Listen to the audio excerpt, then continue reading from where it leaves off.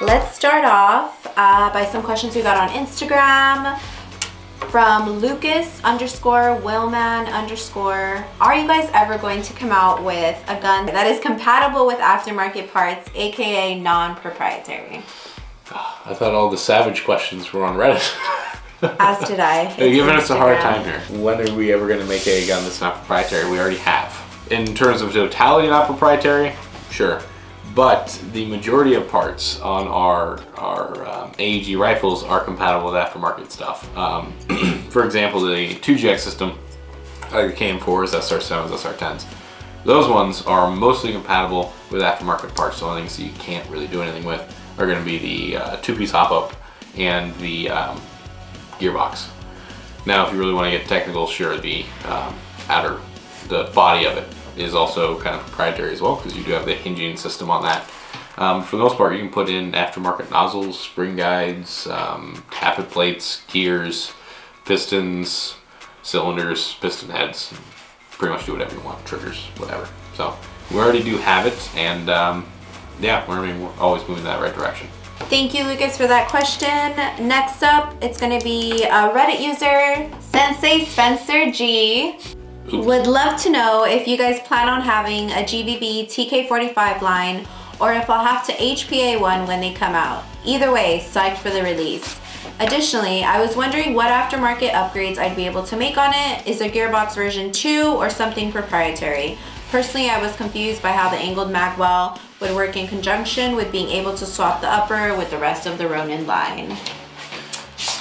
Yes, a lot to unpack.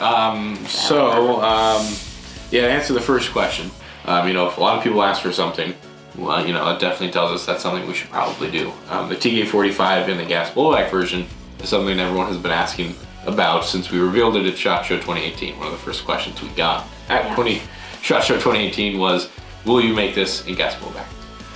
So tons of people have already asked, putting those two things together, probably at some point.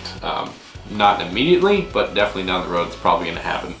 You know, in terms of HPA tapping it, or like putting like a fusion engine in it or something like that, they are compatible with most version 2 parts, which means you can put the trigger system in there. You can put the like an F1 or an F2 system, which is like the drop-in cylinder kit.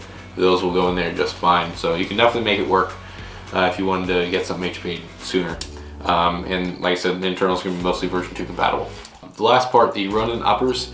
So in order to make the nozzle non-proprietary, we had to change a bit of the design in terms of the receiver length and the upper receiver length. So what that means is no. At some point though, we will be having TK45 uppers. Take some time to get those out.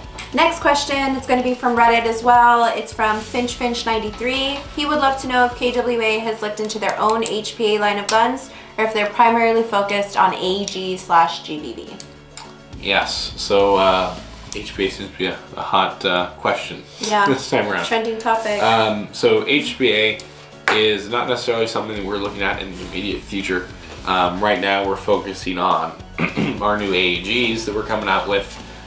You know, kind of straying away from your standard M4 platform, everyone who's, you know, seen from us. So not yet, but sometime in the future it is a possibility. But you know, enough people ask for it, kind of prioritizes it for us. So if you guys really want it, let us know. Next question from Apex Arsenal.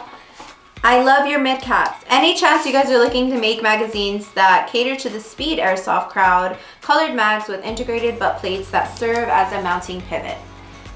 Yes, it's a lot of very specific questions. So actually, we just came out with these guys here. These are the new MS-120 magazines. So it's kind of more in that speed soft direction you're looking for.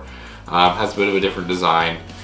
This one, as compared to our original K120, which you're obviously familiar with, has a extended follower. So you're going to feed all of your ammo. You're not going to have like 5 left in the tube when you release your mag, wasting ammo essentially. Also has you know, a bullet window, mock bullet window. Has some added grip texture on the back and front.